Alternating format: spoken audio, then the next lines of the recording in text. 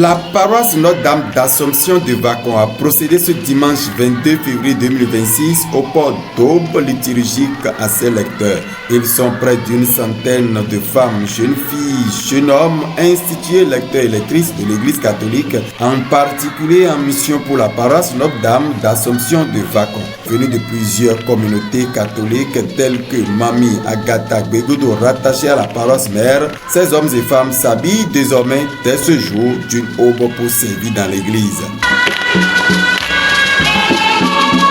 Après l'entrée dans l'église à l'état initial, suit l'étape de profession de foi, d'engagement et de bénédiction. Frères et sœurs,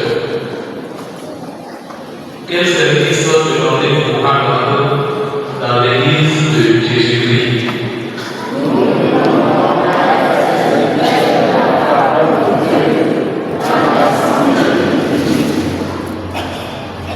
Êtes-vous conscient des exigences de ce service qu'il vous est demandé d'accomplir dans la foi et dans le témoignage authentique au Christ et à son Église? Voulez-vous continuer de vous instruire sur la responsabilité de votre curie et de l'aumônier de ses électeurs? Oui, je le fais avec la grâce de Dieu. Qui est source de lumière et de tout bien, tu as envoyé ton Fils, ta parole vivante, pour révéler aux hommes le mystère de ton amour. Bénis nos frères et sœurs ici présents dans le service de la lecture de la parole de Dieu, dans nos assemblées de prière. Qu'ils se nourrissent de ta parole, qu'ils se laissent former par elle et annoncent à leurs frères et sœurs.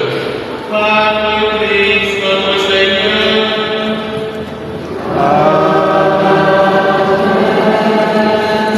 À partir de cet instant, apparaissent les plus heureux en images et en vidéo sous les applaudissements du peuple de Dieu.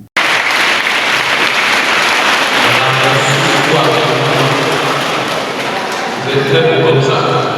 C'est vraiment chez Christ et comme les qui parlaient de choses. Et après, vous êtes beau comme ça. C'est très beau. Alors que le Seigneur vous est dans votre tâche de lecteur et de lectrice. Merci beaucoup, veuillez vous asseoir. Pour le Père Ghislain Aguenou, il s'agit de la confirmation de cette mission de lecteur choisie par vocation par chacun de ces chrétiens catholiques. Il s'agit en fait de l'institution des fils et filles de notre communauté comme lecteurs. Autrefois, oui, ils lisaient déjà, mais ils n'étaient pas encore institués, c'est-à-dire ils n'ont pas encore reçu mission de lire. Aujourd'hui, c'est ce que nous avons fait. L'Église les envoie en mission pour accomplir ce ministère-là de la lecture de la parole de Dieu. Et quand on parle de ministère, c'est une charge en fait qui engage toute leur vie. Ils ne sont pas là seulement pour lire, mais ils sont là et pour lire et pour mettre en pratique ce qu'ils lisent. C'est-à-dire qu'ils doivent devenir au quotidien pour leurs frères et sœurs en humanité aussi ce qu'ils lisent. Donc, modèle de ce qu'ils lisent. Chacun d'eux a le devoir d'entretenir cette mission choisie par vocation pour toute sa vie, précise le Père Ghislain Aguenou, célébrant de l'événement. Prendre au sérieux la mission que l'Église a accomplie. C'est un ministère, donc c'est un service. Alors qu'ils l'accomplissent avec gloire, jamais comme un poids, mais toujours comme une vocation pour pouvoir recevoir les grâces liées à ce ministère. Bonne mission à chacun d'eux. On se retrouve le 28 mars 2026 pour la consécration de la chapelle.